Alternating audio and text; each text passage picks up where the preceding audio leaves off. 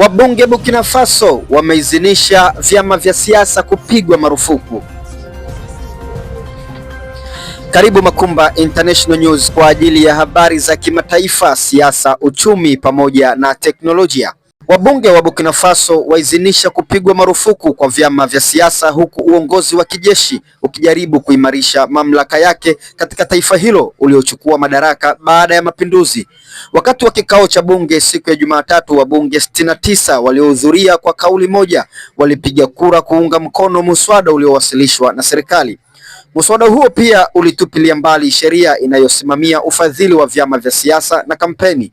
Kulingana na waziri wa mambo ya ndani wa nchi hiyo, Emile Zebo, hatua ya Januari 29 iliyochochewa na hitaji la kupanga upya mazingira ya kisiasa ya kitaifa kufuatia kile alichokiita mgawanyiko na mifarakano ya kijamii inayochochewa na kuzidishwa kwa vyama vya siasa. Ilifuatia kusimamishwa kwa mara ya kwanza kwa vyama vya siasa tangu mwaka 2022 wakati jeshi lilipochukua mamlaka katika mapinduzi. Muda mfupi baada ya muswada huo kupitishwa bungeni, Zebo alisema uamuzi huo utakaribishwa na watu wa Burkina Faso, akisisitiza kuwa unaungwa mkono na mfumo wa kisheria.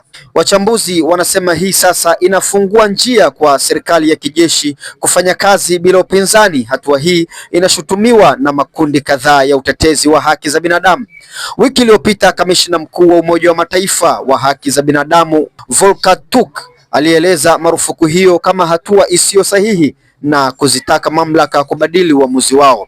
Bwana Turk alisema hatua hiyo inaondoa uwezo wa utendaji wa mashirika ya kutetea haki za binadamu. Badala ya kupiga marufuku vyama vya siasa na kuwafunga watu jela kwa kutoa maoni yao, mamlaka nchini Burkina Faso zinahitaji kutoa fursa kwa mashirika ya kiraia, ikiwa ni pamoja na watetezi wa haki za binadamu, alisema Bwana Turk.